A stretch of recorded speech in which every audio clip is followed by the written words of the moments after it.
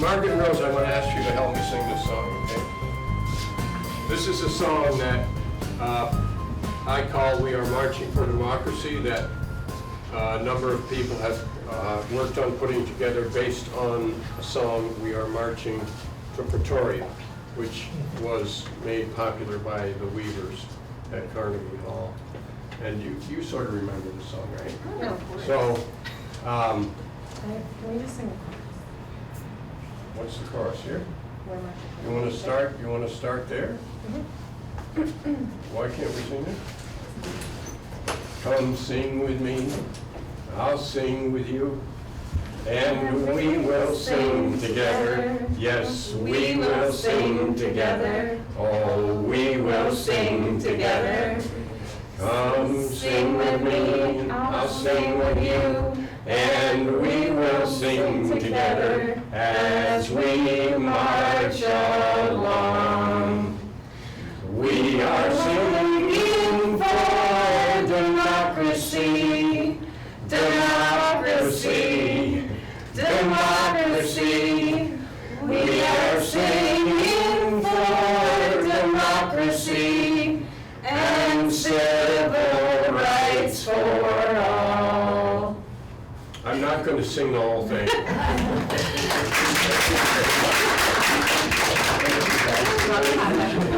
right. So I think that's my introduction, except to say that I'm looking forward to hear what Tim has to say about real democracy. Thank you very much for being here, Tim.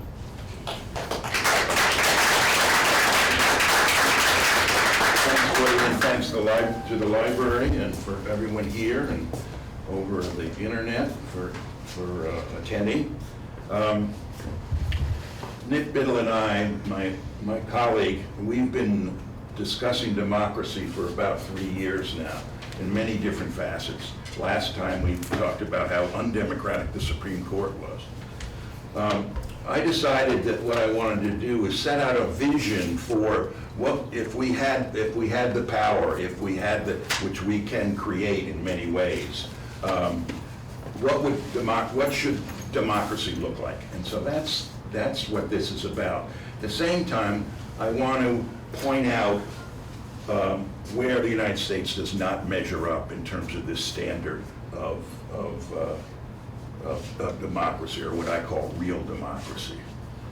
So I will start. The United States is in a crisis of two nations.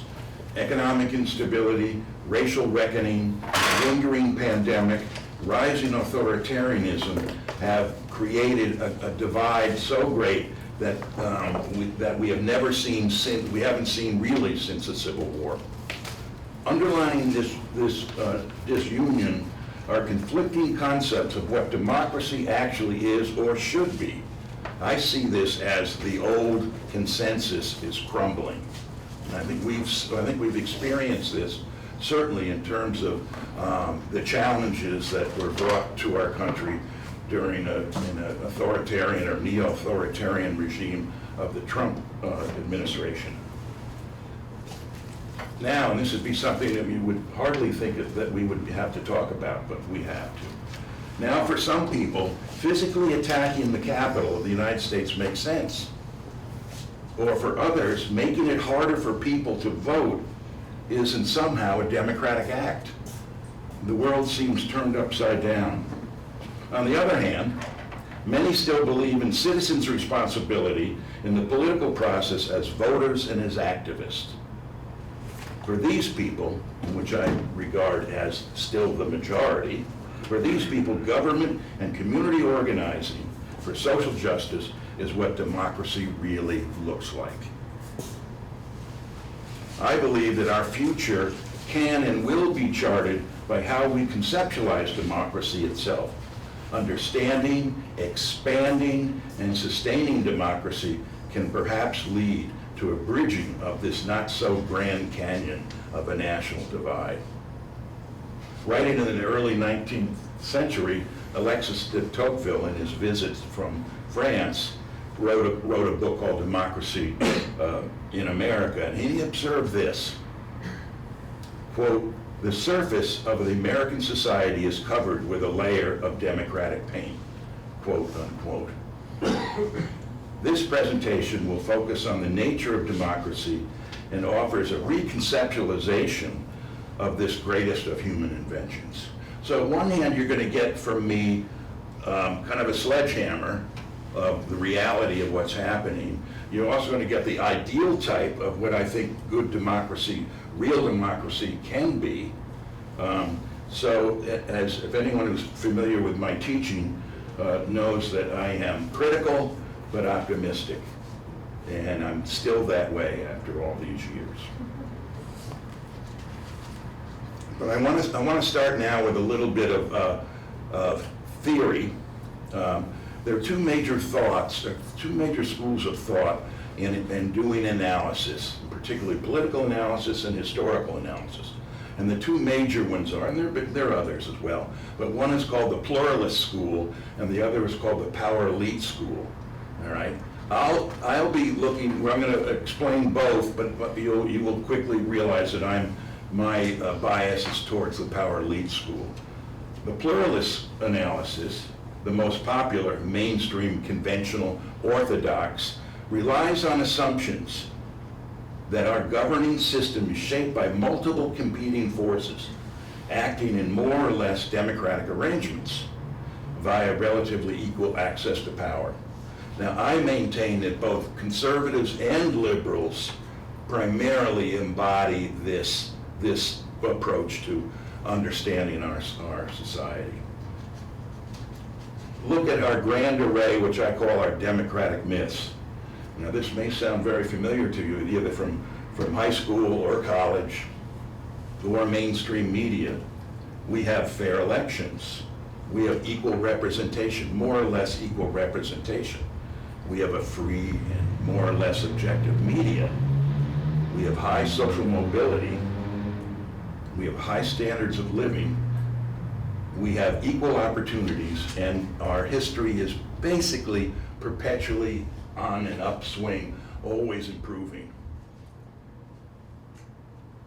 These forces that a pluralist analyzes includes groups, organizations, individual leaders, their strengths, their weaknesses, their styles, and personalities. And all of these will compete in the political economy for power. And it's that struggle, the pluralism, many forces coming together that creates and shapes democracy. So I would argue that while these are important factors in deciphering the paths to power, there is more to understanding the dynamics of this political economy. And you'll notice I use the term not just politics, I combine political and economic, because I don't see that you can separate the two. History is made by the intersection of individuals, their economic and political environments, which in turn commands significant influence in shaping human behaviors. And here I'll start with a bit of a critique of the pluralist. Here the pluralist can confuse causes with symptoms, correlation with causation, all the while ignoring what I would regard as the root reasons for behaviors and actions, making that connection between the political and the economic within our system. Pluralism, in my view, ignores the organic relationship between the political system and the economic system. Or as an old college roommate of mine said, quote, "If appearances were reality, there'd be no need for science." That college roommate was Karl Marx. He and I spent a lot of time together in undergraduate school. And I might add, no need for science. I would add that no need for political science or history if appearances were reality. The major opposing school of analysis is the power elite or structural school, which asks this: what is the architecture in which these leaders actually function? How does a system's operating rules, implicit ideologies, and wider assumptions influence decisions? This analysis, the power elite analysis, connects the economic system with the political system and tries to get to root causes. Let's use Trump as an example. Oh, really? Do we have to? I thought he went away. While it may be satisfying to describe Trump as, quote, idiotic, vulgar, narcissistic, an infantile autocrat who has turned politics into burlesque, yeah, it is pretty satisfying to say that, I guess.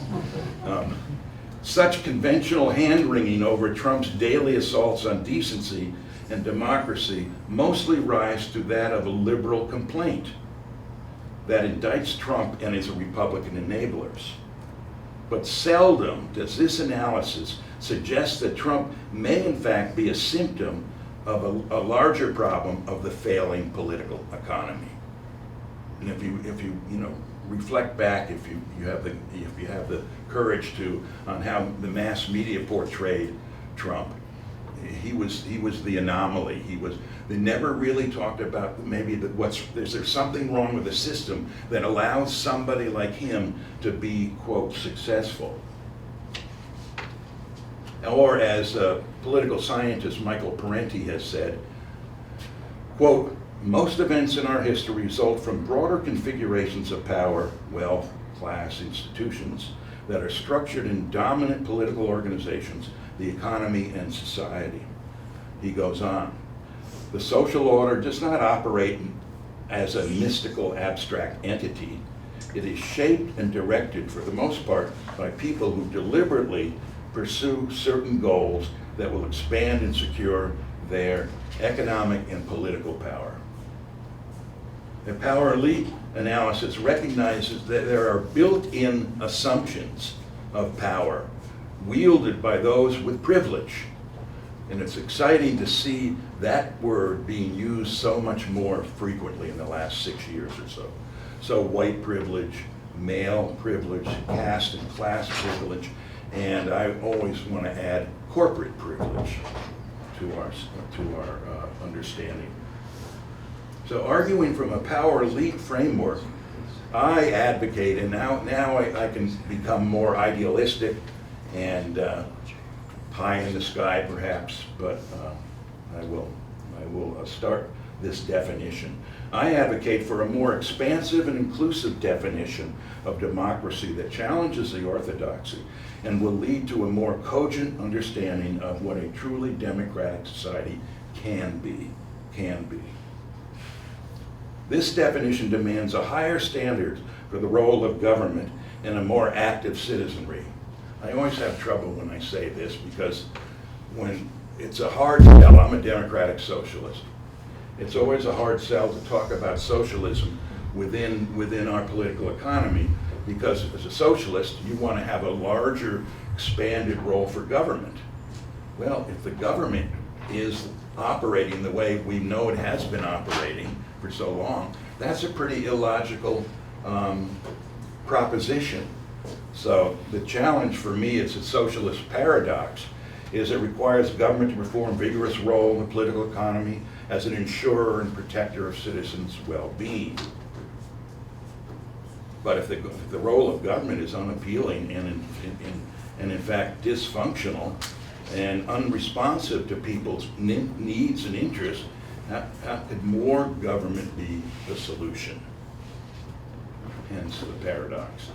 I believe that the imperative then is that we reimagine the transformation of government to truly reflect the interests of the whole society. Easier said than done. I will quickly admit that. But please allow me my flights of fancy.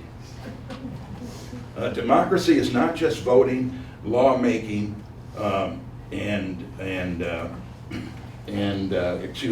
it's not just voting and lawmaking. It is not just political. Real democracy happens in the legislative bodies, in voting booths, and in our economic lives. Real democracy recognizes where there is political power, there is economic power, and vice versa. I believe that citizens' economic power is essential to democracy because our economic lives actually supersede our political lives. If you look at our role in society, what are we? We are consumers, right? And we are workers. We aren't overtly political actors, so that's implicit. And unless you are an activist, a citizen activist, you may not get engaged in that kind of level at all. My belief is that the logic and the actual DNA, if you will, of capitalism is that it is not a democratic structure. It's not a democratic system. My belief is that private property and production for profiting off of people's essential needs can never be democratic. So we're profiting off of healthcare or housing and employment, meaning by exploitation of workers, insurance, education, and climate protection. If that's based on a framework of profit based upon private property, in my view, I cannot see that ever creating a democratic system or one that's sustainable. Moving on. Real democracy recognizes the right to organize a union, which is, we're seeing some very exciting things happening in the last years or so. Just Starbucks just today in Boston, two shops just organized. And then of course we know about Bezos' cottage industry.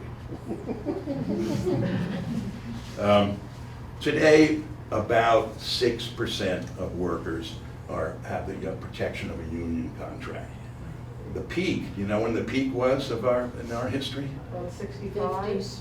It was in 55, not bad. And you know what it was? The percent? The lady garment? Oh, well, that was part of it, for sure. But there was about 36% of the labor force was organized. Now that was the high point in our history. If you look at European democratic socialist systems, look at Canada, much higher rates, 70, 80, 90%. One of the things that I think is tragic is, so we know how clearly defined the modern Republican Party is, certainly since after World War II, and now moving much farther to the right than we didn't think possible, that they've abandoned it, and they never really embraced the labor movement. But where my criticism here really focuses more on the Democratic Party that started abandoning the labor movement really in the late 50s, and then by the time of the 70s really started to ignore what benefits were realized through unionization. And part of that, the old New Deal coalition of workers, people of color, and lower classes organizing to make, I think, in those days, some pretty significant changes. Those days are right now evaporating. They can come back. I truly believe they can come back. But the great squander, as I call it, for the Democrats is still going on today. What I like to talk about, I'll just point it out, that there is a direct correlation between the strength of a union movement and the size of a middle class. Our highest level of a middle class, broadest time of a middle class environment was in the 1950s when we had a higher rate of unionization.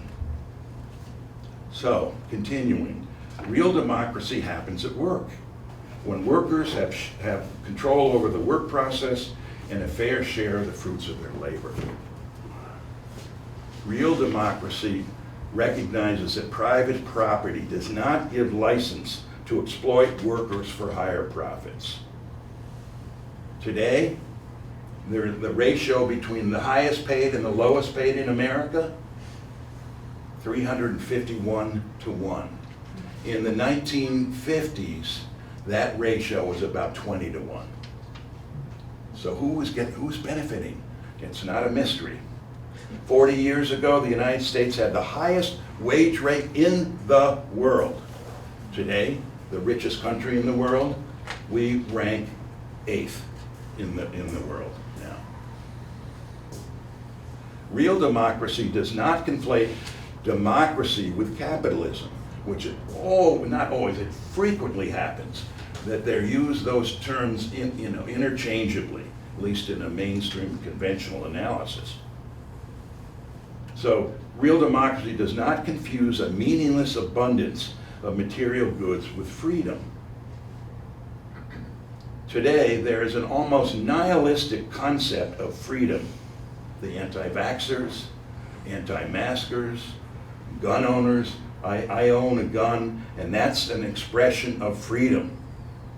Even though 110 people die a day from handguns in America. To many in this country, they confuse freedom with liberty, which and then takes precedence over equality. There's a conflation that is not a healthy way of trying to analyze a system. Now I'm getting more of my idealism. Real democracy provides near equal access of all people to the power that influences our economic and political lives. So gender, class, sexual orientation, color, etc. Well, if we look at what our Congress is, how its composition, you won't get that kind of equal access to power. Congress, in my view, does not represent who we are as citizens. 66% of the US Senate are millionaires and billionaires. You see, I'm trying to see how many of you are here, millionaires and billionaires. None? Oh, okay, there's one. All right. In the House, it's 41% are millionaires and billionaires. That's the House. That was known as the People's House. All right. Another data point. While 40% of Americans today are people of color, only 9% of the Senate are people of color, and only 22% of the House are people of color. That is not representational at all. We cannot mask that as being some kind of democracy. For whose interests do you think would be served foremost in this makeup within Congress? I used to throw out a mind problem for my students. I said, and because we're talking about things like this all the time, I'd say, okay, tomorrow, 435 members of the House of Representatives, 100 members of the Senate are now going to be either from the working class, the poor, or homeless. Grin. Whoa. Then I'd ask them, well, how would legislation change? And then we'd get into things. Well, what would be the first things that those people would change? It was a pretty lively discussion, to say the least. And so think about that. If we had a real democracy, you had access to those levers of power, but you're not all of an upper class or a middle class, and that would be much more representative of the system or of the people's interest. And a good example of that is today is seeing the progressive women in particular, but also men in the House, who have been pushing agendas such as the Green New Deal and such, which I think are ways of certainly making some strides towards improving our political economy. Another way to look at this is how structurally misrepresented the Senate is. The U.S. Senate is the most unrepresented body in the legislature. It's the large states versus the small states. You probably are familiar with this. So today we have 50 members who are Democrats. We have 50 members who are Republicans. Well, if you look deeper at that nexus, you find that it took Democrats 40 million more votes to get to 50 members in the Senate than the Republicans, because of the large state versus small state. Each state, no matter if it's Vermont or if it's California, we still have 2 senators. And it's interesting because I've heard people like Leahy defend that position because it gives us so much more power. Well, I think if he heard this, or I would say that was something he'd said years ago, so I don't want to take a cheap shot at him. And I'm sure he would argue the opposite of that today. Another way to look at this system of a weak democracy is a glaring structural failure of something that we all know, and we don't need to discuss here, is the electoral college system. Fundamentally undemocratic. Concluding this section, there's two political scientists, Gillens and Page. They wrote a book, kind of a riff on de Tocqueville's. They called their book Democracy in America? ? This is a comprehensive study, actually well accepted, even within the mainstream, because it was so assiduous in its data collection and analysis. And this is what they concluded about the functioning of our democracy. Quote, the majority of Americans publicly, the majority of American public actually have little influence over policies our government adopts.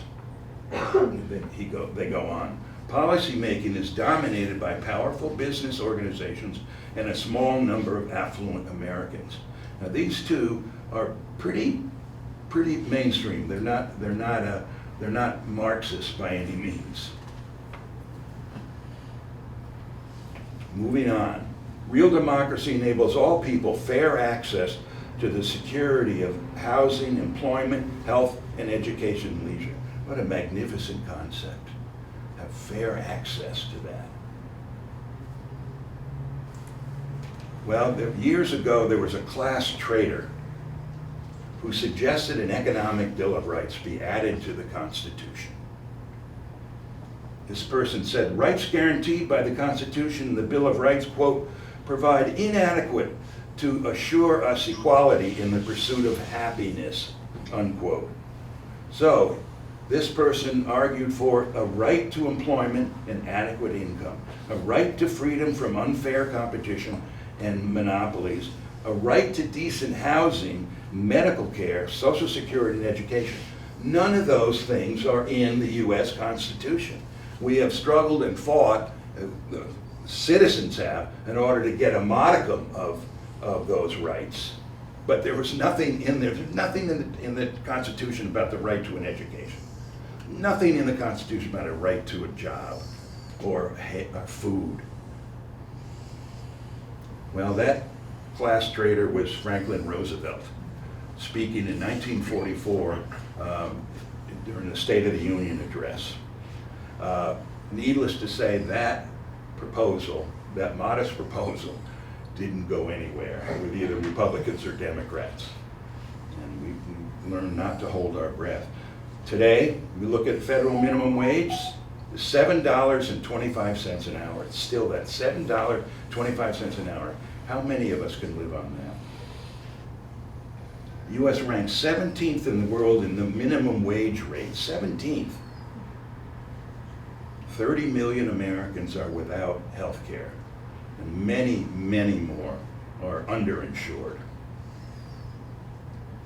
Moving on. Real democracy happens when there's little poverty, hunger, racial, class, and gender equality. If you look at all the indices in those categories, kids in poverty, national poverty rate, hunger in America, income inequality, gender gap inequality, the United States does not fare well compared to European societies. The United States has the U.S. has the second highest rate of income inequality in the world. Women earn 80% of what men do today. Still, when I first started teaching, 1973, the gap was the women had earned 74 cents to the man's dollar. So we haven't really progressed that much. In the last 50 years, upper class income has increased a whopping 29%. We have still have a homeless problem. I work for a local, I volunteer for a local organization, Home at Last, for homeless vets. We still have 40,000 homeless vets in this country. We are making improvements on that, no question about it. We have been making improvements. A figure that came out last year, I think it was, that it was determined that 40% of American families, if they ran into a problem, into a crisis, they couldn't come up with $400 to meet that crisis. Couldn't come up with $400. According to the United Nations Social Progress Index, the richest country in the world, the United States, ranks 28th out of 164 countries based on all these social indices of 50 different metrics. So we're 28th, the richest country in the world, largest GDP, we're 28th out of 164. We can do better than that. We can do better than that. Real democracy recognizes that the constant mortal threats posed by the systems of privilege, white, caste, and class, and corporate privilege, are integral to our system. They're not anomalies. They help make it function. And obviously function for the benefit of those who are pulling the levers of power. These threats to our system come not only from corrupt and greedy people, and that's what a pluralist would say. Well, we have, Nixon was corrupt, so forth, and he was, but or Trump is, and they're greedy, but there's more to it than that. So these threats come not only from corrupt and greedy people, but also from political and economic institutions themselves. Structural weaknesses can undermine democracy regardless of whether the leaders are good or bad. We have an interesting zero-sum game filtering through our history. Zero-sum game meaning like that one wins or gains, the other loses. So I gain, you lose, such like that, zero-sum game. There has been some periods of historic conservative backlashes to progressive change. Those areas where there has been very exciting change in our society. If you look at just a few major areas. One is right after the Civil War and the Black Reconstruction. African Americans are freed temporarily, where they can go to school. They can have a free mobile labor supply, and they could acquire land. Of course, that then quickly gets retrenched by then democratic forces who were then the ones who were the more conservative. So by government and corporations and social forces have consistently undermined or destroyed advancements, and this has been relentless. So that period right after the Civil War, where there was some optimism, the radical Republicans had fought like hell to enable African Americans to realize some of the dream that was supposedly to be part of our legacy. Then a period of retrenchment. You have Plessy versus Ferguson. You have the rise of Jim Crow. You have white pogroms, the Red Summer. You've heard of that in 1919. White pogroms in 40 different towns and cities, mainly in the South and in the West, where they drove African Americans out, slaughtered them, did whatever was necessary to purify the race. The most egregious of them all, and they're all vicious, was the 1921 Tulsa, Oklahoma massacre, which it's been in the news in the last year or so, fortunately. 300 dead. This is a black middle-class community of Tulsa, Oklahoma. And they even had part of the town was called the Black Wall Street. 300 dead, 800 wounded, 10,000 made homeless, 40 city blocks of this African American community were leveled. And 6,000 African Americans were interned for a while. And it's just now that Tulsa, Oklahoma is recognizing this historically as an entity. Another area where there's been backlash is a labor movement. I'm just going to mention that, and what you have is some great advances made in the 1930s and 40s and into the 50s, and then backlash, government backlash, political party backlash, corporate backlash.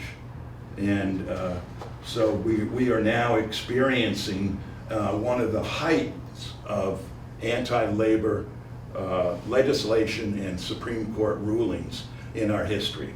And I'll just make mention of two. One in 2001 under Rehnquist, the Circuit City case forced binding arbitration for people. If you were on the job and you had a complaint and you wanted to sue under federal regulations, the Supreme Court took away that right for an individual to sue and force them into binding arbitration, which means that an outside entity would make a ruling on the case, and typically, guess who won in those arrangements? Just take a wild guess. Right? It's a corporation or the business. Another one just last year, Cedar Point case in 2021. The Roberts Court deemed it illegal for union organizers to step on the shop floor at any time to organize, to communicate with workers. You could only do that off premise and not at any time during their work day.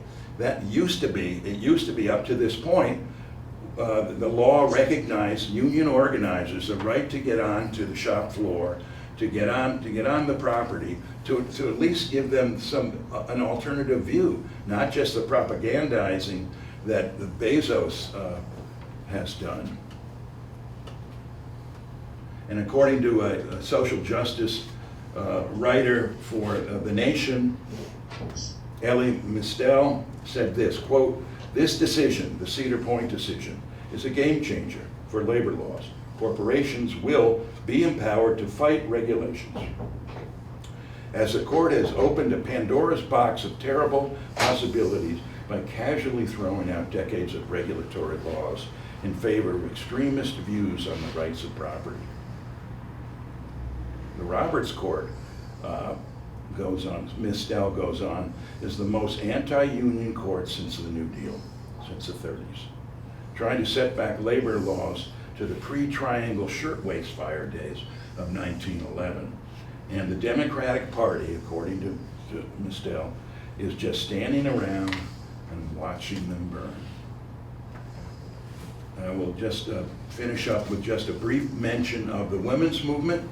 Fantastic, amazing progress has been made, really starting in the 60s and still going on today. But there has been, as we know, there's been an amazing backlash. Christian fundamentalists, conservative advocacy organizations, national and state Republicans have engineered a backlash to thwart, to blunt, to stop the progress that women have made.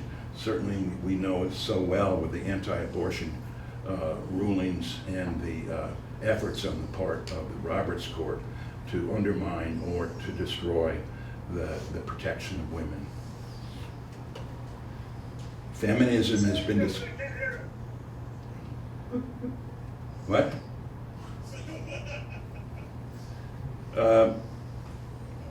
Feminism has been treated as a threat to family values. Increased divorce rates because of feminism, so says this narrative.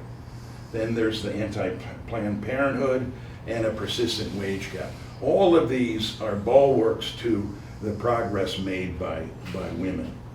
And the last, and I'll just make a brief mention of this, the civil rights movement and the gay rights movement.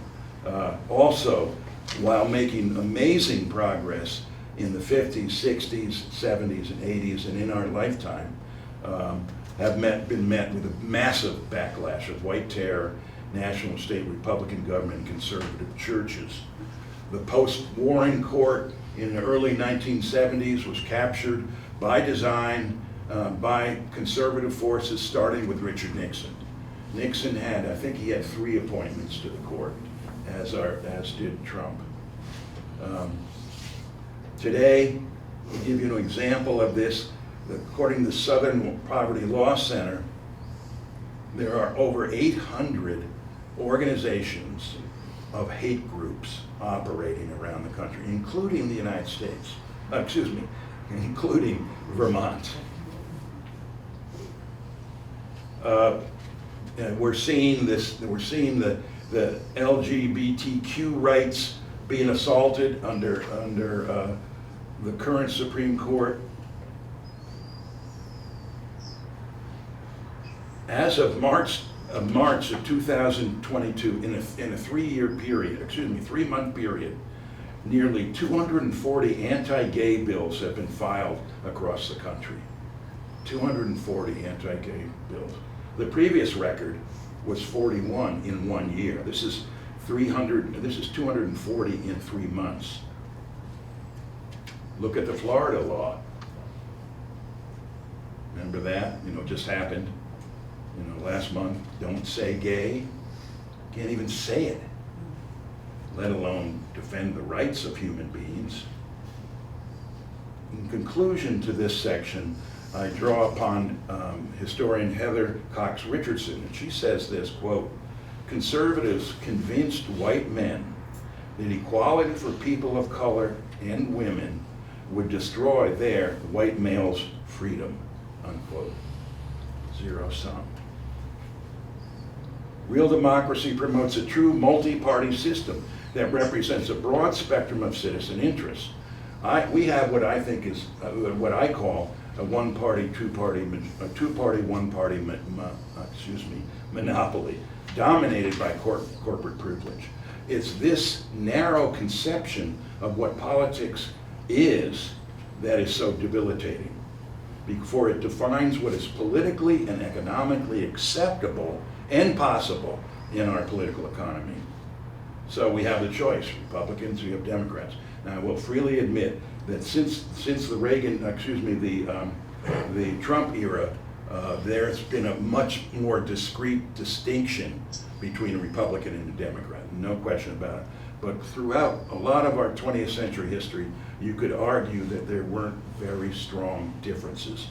They certainly had a consensus on the efficacy of capitalism and of the strength of our democracy, both Republicans and Democrats. And now we have one political party and another one, a political cult masquerading as a political party. So it's personality, in our system now, it's personality over platforms. What a party actually stands for is mutable, meaninless in my view, and forgettable. How often, how soon do those party platforms that are fought for tooth and nail at a national convention, are they jettisoned? My belief is that our two-party system offers little choice for the working class, for the poor, and people of color. Thus, voters are alienated. Conventional analysis, pluralist analysis, says that they are apathetic. Those people are apathetic. They can't get off their butts. They can't go and vote a couple times a year. The analysis that I'm putting forward is that it's not apathy, it's alienation. They have nothing to vote for. No one is speaking to their needs. As a result, we have one of the most effective systems of voter suppression that could ever be devised, and that is, I don't have anything to vote for. I am not going to go and vote. If you compare our system to European democratic socialist states, you find a whole different outcome, a whole constellation of a culture, political culture that is so fundamentally different. There are much higher voter turnout rates with a broad spectrum of class participation. Imagine if the poor and working classes voted in America, voted at the same levels that Europeans did. What would happen? What would change? European systems have a much stronger social system for housing, healthcare, education, social security, and they have viable political options, both from the right and the left. I'm not arguing for a left culture. I'm arguing for a viable culture, left and right, to give people choice. Real democracy requires full accountability. Well, how much accountability is there in our system? Well, we have a re-election rate of over 90%. Over 90%. I call it a recidivism rate, which refers to people who are in prison and having gone back to prison. The congressional oversight committees don't represent, to me, real accountability. They have little power, and regulatory agencies are controlled by the regulated. The foxes are guarding the hen house. It's also called regulatory capture. Conflict of interest in our political system. As of last month, 57 members of Congress that are sitting in Congress now are violating the Stock Act, which is you cannot trade, insider trading, if you are on a committee that deals with that particular issue. 57 right now are still sitting in Congress. I think the poster child is a guy named Doug Lamborn, Republican from Colorado. He owns stock, and he's owned stock since 2008, but he sits on the Armed Services Committee, and that committee has signed 30 contracts in the last years having to do with the stock that he owns, which, by the way, is a military industrial stock producer. He has traded over 2.75 million in this stock called NetApp. And then there's that real pillar in my view of integrity, Joe Manchin, who was a chair of the Senate Energy Committee, whose companies since 1988 have made millions from federal energy regulations and laws that he was critical in making. He started out as a rug salesman in 1987. He is a multi-millionaire now. Advice and consent. Also, you have to do how viable is this system? Look at what we just experienced with Ketanji Brown Jackson. I never found much of that to be very of substance. There was not much illumination. All it was a political platform for a bunch of low-life people to make cheap shots at a woman who certainly is worthy of being on the bench. No, she's a pedophile. No, she consorts with terrorists. Do I have that? Is that the right person? Yes, okay. How about accountability having to do with offshore tax evasion? In 2019, $574 billion was lost in revenues from U.S. corporations hiding their money offshore. I know, because that's where I put my money, too. If you look at it, according to Sheldon Whitehouse, who's done some of the best analysis in many areas, including the Supreme Court, brilliant stuff, he says that $7.5 trillion have been lost in 10 years. $7.5 trillion. Imagine what we could do with that. You want to talk about poverty? You want to talk about aid to education?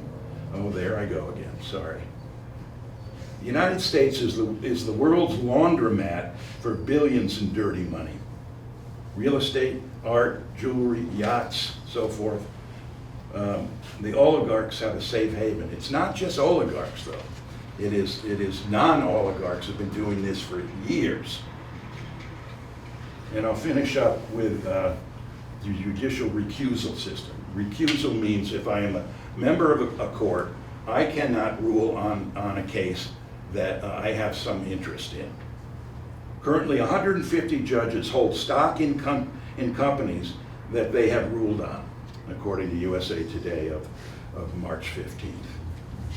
150 judges ruled on cases that they own stock in. They didn't see a problem with that. Well, for the Supreme Court, there's no judicial code of ethics. There is nothing, no code of ethics for the highest court in the land. You don't have to look no further than the Ginny and Clarence Thomas show. Oh my God, what a horrendous situation that is. And just end with a few little questions on this one. How many went to jail in 2008 during the Great Recession? How many went to jail during the Trump regime? A few. How many days will Trump spend in jail? We could do a lottery or something to figure this out. Real democracy supports affordable, comprehensive public education system that advances critical thinking and media literacy to distinguish fact from propaganda. The United States spends less money on education than any other developed nation. Ours is based upon an aggressive school funding system, property tax, bleeding the local community dry. That combined with trying to pay for health care for teachers under a contract, it was health care that destroyed many teacher contracts over the years in our history because it was so expensive and we had to put that burden on taxpayers. And you can't blame the taxpayers. They're not running around with buckets of money.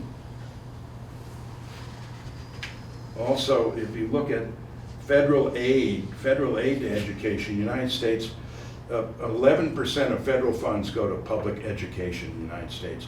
European systems, over 15%. Take a look at college debt. It's a modern debt peonage system. $2 trillion, its second largest category of debt in our society, is laid on the backs and the hearts and minds of our kids that are graduating from college now. What a way to start your career. You want to buy a house? Well, you can't do that. Another hidden one is that because of the high cost of college education and debt regarding that, liberal arts educational majors are dropping across this country. What are they doing? They're going into business. Makes sense. That's the only way they're going to pay back their loan. I've had a number of students who were activists in high school, went on to get law degrees, and they were going to be civil rights lawyers, or going to be labor lawyers, or what have you. They ended up doing business law. Why? Because they could get more money doing that, and they could then pay off their debts. Real education does not whitewash our history of slavery and imperial slaughter of natives. Currently, and this is last month, over 20 states are attempting to censor the teaching of critical race theory. We also have a system of undermining public education with charter schools and money for religious schools. Just 2 days ago, according to the Times,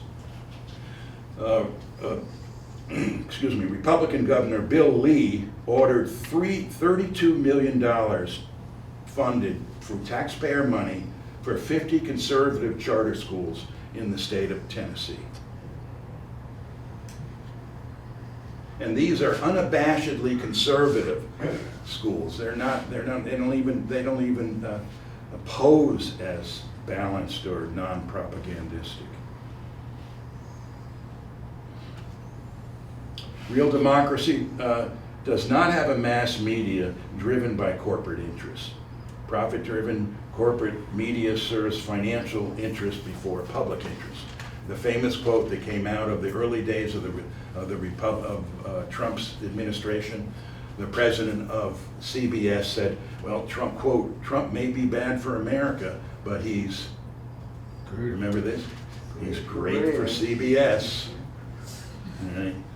Under Reagan, 1987, the FCC, the Federal Communications Commission, was abolished the fairness doctrine, which attempted in a civilized way to try to get some balance in what you're presenting. So that was wiped out.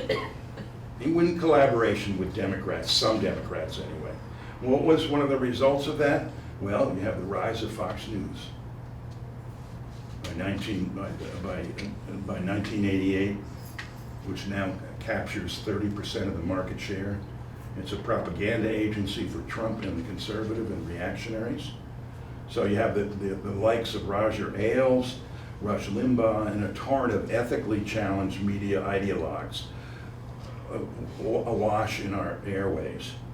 It has enhanced even further extremes, Breitbart, One America, Newsmax, and Parler, if you've heard any of those. They make Fox News looks like Mr. Rogers' neighborhood. The mainstream media is unabashedly pro-capitalist and pro-imperialist. We hear about all the Russian oligarchs. Well, how many are talking about American oligarchs? Oh, well, we don't want to have oligarchs. All right.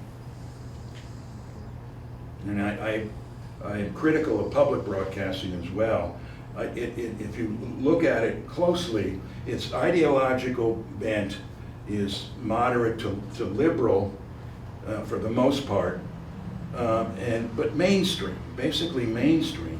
The only difference that I see with public broadcasting is they just take longer to say the same thing. Then you have the whole constellation of the social media, and I'll just briefly go into this. There's a book just came out. It's a marvelous book by Richard Hasson from UC Irvine, California. A book called Cheap Speech, and he's trying to get the whole constellation of the internet news and so forth. He said, so it's cheap speech because it's cheap to produce and it's cheap in content. It's unvetted, or it can be, it's unprofessional, it's norm-breaking, it's racist, it's misogynist, it's homophobic, it's conspiratorial, and it's popular.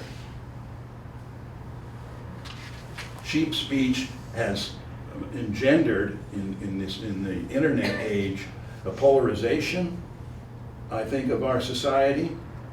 It has helped spread demagoguery. It has facilitated fringe candidates, and we can see some of them in the House of Representatives today. It facilitated destruction of the print media in many ways. Now, see, this is a structural problem. Free enterprise, private ownership, profit over public good. Because we in this society say you have the right to form your own business. That's fine, all right. But should there not be consequences in terms of how healthy and functional our democracy is? So we have a system where the mainstream, I can learn more about stock prices than I can about homelessness. Every day I can get it, on the TV or in the newspaper. I can learn more about stock fluctuations than about homelessness or climate change or hunger or childhood poverty. Or as Noam Chomsky said years ago, he said, quote, in this country, in the United States, we have a great deal of freedom of expression and very little freedom of thought. Very little freedom of thought. I'm getting to the end here. You've been a very patient audience. There will be no quiz after this. Real democracy does not have an economy dominated by military interest, nor does it use, quote, we are spreading democracy as an excuse to invade other countries. What kind of democracy is based on a military-industrial complex that is so integrated into the political system that it requires a permanent war economy of high spending? And from the mid to late 40s all the way up to today, the argument is that the more military spending we have, we drive the economy. Pentagon consciously years ago made sure that they had military contracts in all 50 states. So every state has a stake in this. And even though a lot of us regard Bernie Sanders as one of the best, if you look at his support for the F-35 out of Burlington, he's right in line with it. Okay, it's jobs, security. It also is now because of their production there, it is a target that would be a #1 target in Vermont for anyone doing an airstrike if they want to take out any military capacity.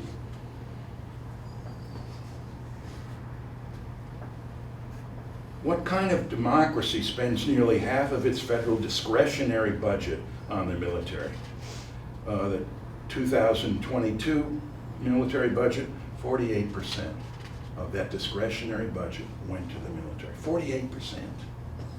It's about, what is it, about 11%, I think I said, for education. What kind of democracy has a military budget that accounts for 40% of the world's military spending combined? So we control 40% of it in the size of our military.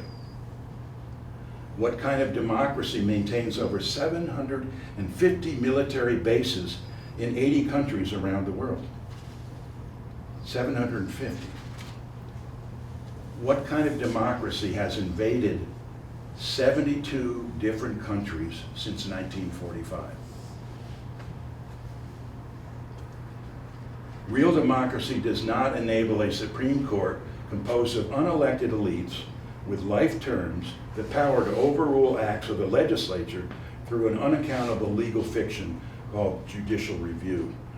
Nick Biddle and I, the last presentation we made was focused just on the Supreme Court. And we went into great depth in this. So we have a system here of getting people on the court that's not court picking, it's court picking, not court packing. See the nomination process. According to Sheldon Whitehouse, $400 million were spent in dark money, unaccountable money, to get Gorsuch, Kavanaugh, and Coney Barrett nominated to the Supreme Court, controlled by the Heritage Foundation and the Federalist Society. And also recommend reading Dark Money by Jane Mayer, who's done some magnificent work in this area. As last week, Richard Blumenthal, a Democrat of Connecticut, said, the Supreme Court is the undemocratic branch. End of statement. Real democracy does not enable corporations to control the political process by voter suppression, gerrymandering, and uncontrolled corporate campaign finance. If you look at Citizens United, you look at Shelby versus Holder, having to do with voter discrimination and destroying voting rights, undermining that right.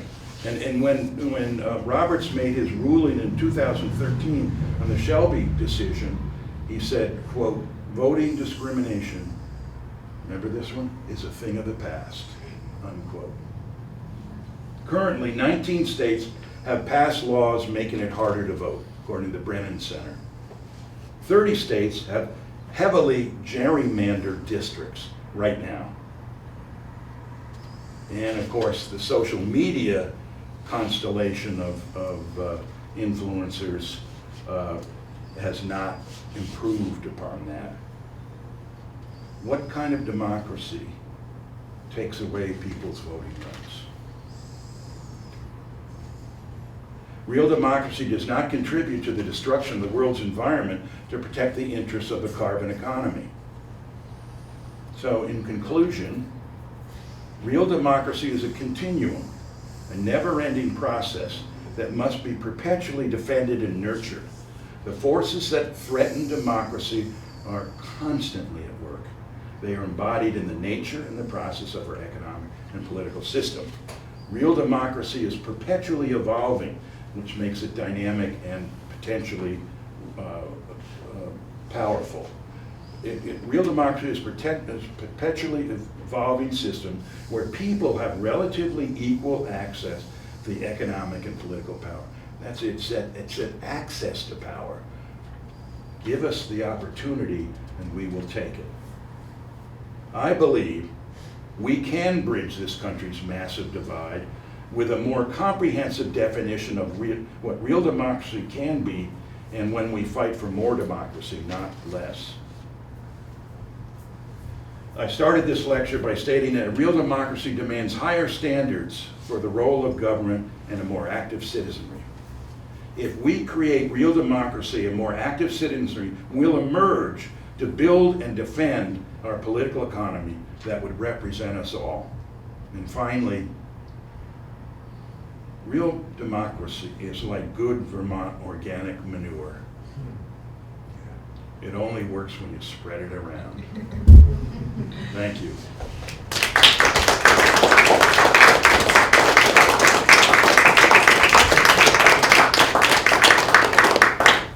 So the floor is open. This meeting is still in session. And speak your minds, as you will. Yes. The fast-track Supreme Court decisions. Yes. There seems to have been a lot of those. Yes, the shadow docket. People Yes. familiar with that, the shadow docket? There are two types of dockets. The docket is a schedule. One is the merits doctrine, and it takes 4 members of the court to vote in order to take a case before it. The shadow docket is, quote, an emergency docket. It has been named recently as a shadow docket because what it does is it short circuits that due process. It only takes 1 member of the court to get that considered by the Supreme Court. And here's where it really makes a fundamental difference in that there's no full deliberation. There's, under the shadow doctrine, which are the emergency decrees, you don't have to have a written opinion. You don't even have to have a record of who voted for which. And just recently, there was a shadow docket decision made yesterday, I think it was, having to do with, let me see if I have that, a 5-4 decision having to do with, let me see here. Yes, the Clean Water Act. A shadow docket decision was made that reverses decades of settled environmental regulations in a 5-4 decision. And so they can justify that by saying it's an emergency, we have to act quickly. Probably the most understandable notion of how an emergency docket works is a stay of execution. Someone's about to be executed. So you have to have a Supreme Court decision very quickly or it goes for naught. But now what under the Roberts Court they've done is they've vastly expanded the use, the technique of the shadow docket. I think it is a horrendously undemocratic process. And Kagan says the same thing. Sotomayor has complained about it as well. Yeah. There's a question up there on the Zoom. Should I just talk? Just talk. Thank you for this. This is great. I live in Guilford, and I don't know how much you've been paying attention to the excitement in our town around town meeting time. But there's some folks in town that are like constitutional originalists. Yes. Right. And follow David Barton and so on. And I watched the Constitutionalize series, Mm-hmm. and I'm listening to what you're saying. You have a strong stomach. What was that? You have a strong stomach. Yes. Well, I'm listening to what you say about bridging this divide and the idea of civil rights for all and all identities and so on, and thinking about how we can reconcile that with this idea of God's law. That you can't convince somebody that the right to life means that abortion's okay for anyone. Right. You can't convince them that being gay is okay. And so how can we coexist? Right, And I'm sorry, that's a huge question. No, it's a great question. If anybody wants to answer that too, I can answer it, but I can give my answer. But if anybody else would like to, I'd love to hear audience members, if you would. So how do we deal with people that have a pretty intractable view of the world, a black and white view, and it's either deeply religious held or some conspiratorial kind of nonsense or what have you. So the question is, how do we communicate with them, and how do we move forward within that milieu? right? Is that a fair question? Yes. So, Yeah, definitely, yeah, it feels impossible. yeah. Nancy? Well, I don't want to, if anybody else wants to say something, please do, but you were talking about standards. Yes. We have standards that everyone can agree on, and I think outside of, religion, Mhm. because that's a whole different, Mhm. I think, set of standards Yeah. because of, vis-a-vis government. Yeah. Maybe there's a pathway there through standards, Yeah, through certainly improving our standards. Bernie, who has gotten broad support across across this nation now, but certainly in our state, so the Northeast Kingdom, as we all know, us Vermonters know, is a bastion of conservatism, working class, so forth. Bernie had one of the highest rates of support there. It took a few years to do it, but he started talking to the issues that meant something to them. Talking about bread and butter issues, talking about working class issues, standards of living, decent health care, and so forth. That starts resonating, and I think that's a great model for what we're talking about here, is that there are ways of communicating with them.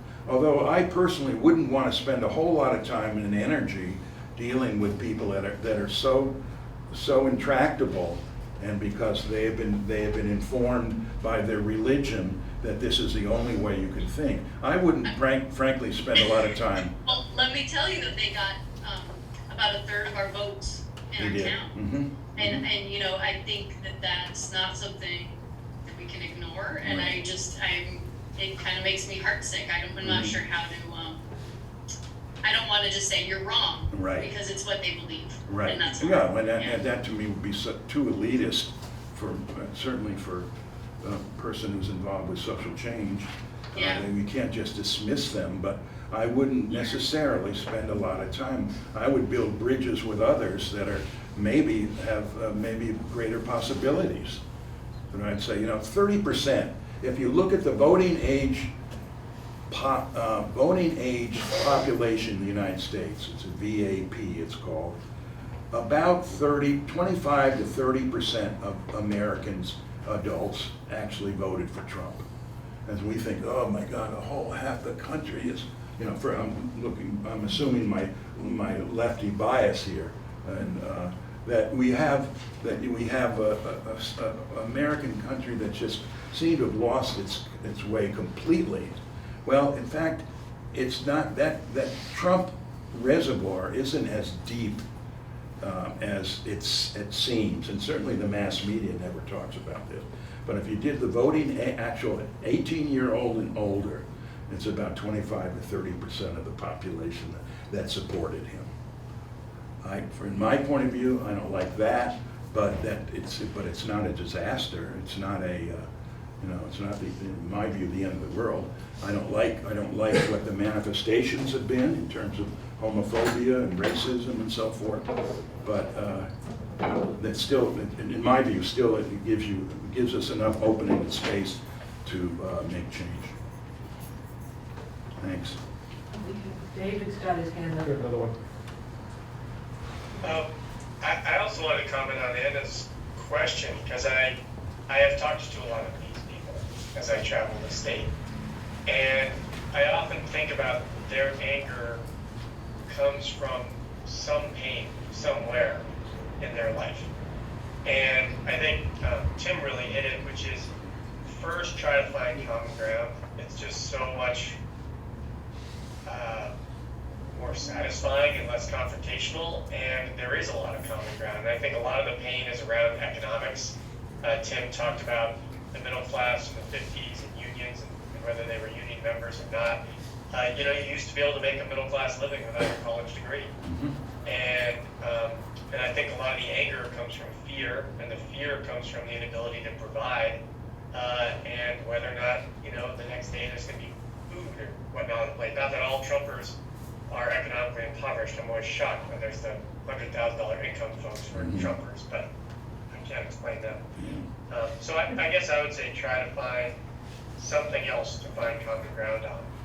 And remember that people are allowed their views. That's the other thing. I think Tim sort of said it in his way, which is don't argue with someone over their views. Views are individual. We all have a right to our views. It's whether those views can or should be imposed upon everybody else.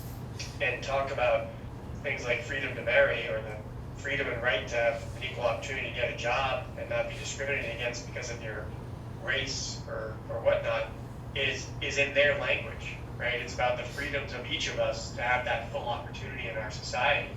And in your own home, believe what you want to believe. Now, we can be frustrated because if their child is gay or many other factors of that child, we need to support in other places like schools or in our community. I don't know, there's just some rambling thoughts. I'm reminded of Ireland, arguably up until the last 20 years, one of the most Catholic countries in the world. Well, guess what they did? How many years ago? Gay marriage. First country. Amazing. And that was a national referendum. That wasn't an act of the legislature. It wasn't an act of a high court. You know, could we have ever conceived of that happening? And I remember because I have some dear friends who live in Belfast, and they're political activists, and when we were reading about that and then talking to them, they were just, you know, they were gobsmacked, as they would say, about that reality. Well, what a great form of optimism that in this the rigidity of a very conservative church, you can transform it. Some because of good forces, others because of bad forces within society. But it still enables us to be optimistic that we have enough opportunities, as doom and gloom as I tend to make my analysis, there is enough opportunities and openings in our system to make it happen. And David Zuckerman would be an example of that. How much are you going to pay me for that? Usually I ask for the money these days. Oh, that's right, that's right. Yes, other questions? Observation. Yes, The class traitor yes. Franklin Roosevelt. was as you and I know and talk about that moment in the 1930s, was the great exception Mm-hmm. in American history. Yep. And I often think back to James Madison's letter to Thomas Jefferson, 1807, getting really angry about the Federalists, Hamilton's party. And Madison wrote, trying to balance this question of property and equality, property and rights. And as you're pointing out, capitalism and democracy are not the same things. And how does one mesh that? How can that be meshed? Mm-hmm. And at that very moment in 1933, FDR recognized that the popular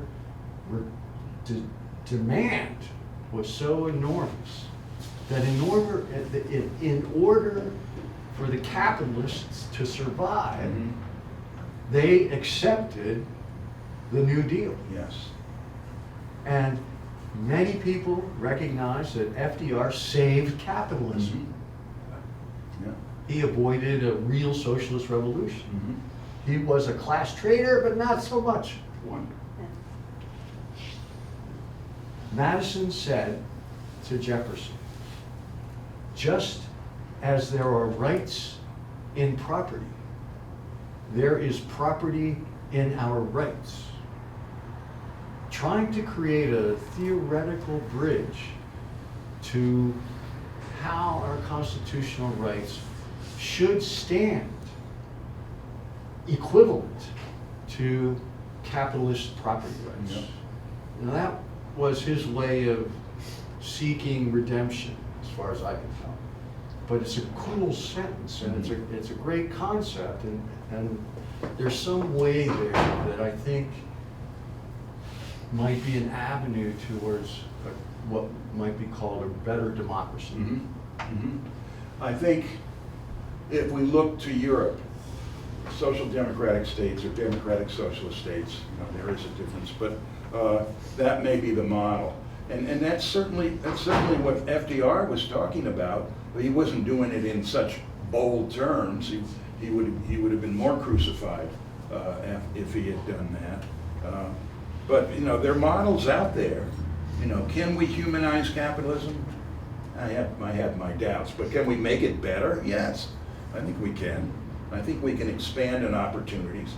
If we could get people that vote at the same level, as I said, on European democracies, here in this country, the poor, working class, and so forth, we could have some opportunities for change. And it would not be insignificant change. So it's easy for me as an academic, as well as an activist, to say, well, we just need a revolution. Well, that's not very productive in many ways. It helps for me as a pacifist. I'm not really enamored of a violent revolution anyway, but anyway. Again, I always send a message that there is possibility.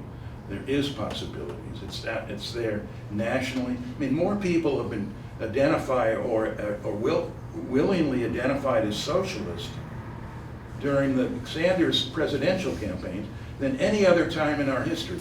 Bernie Sanders got more votes if you count it up in terms of the per capita and even the raw data than the most popular socialist in the United States history, Eugene Victor Debs. Bernie far outdistanced him in that regard. So there is, we are rigid, we have problems, but it's not, in my view, it's not without opportunities. But we have to work like hell. We can never give up on it. Never give up. And if we do, the bastards will win. Whoever the bastards may be. Right? So I will stand here as the optimist, hard-headed or not. So how are we doing on time, Woody? Well, 8, it's after 8. Okay. this is good. Is this an appropriate time to? I think it is. Okay. The library is closed. All right. Well, I thank you all, both. Both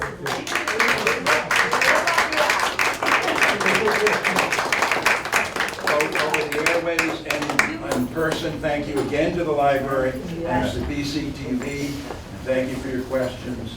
And great to see you, David.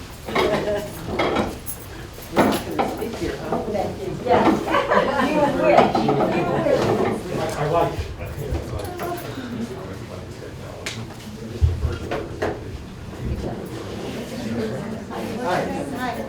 Melanie, you come to some of our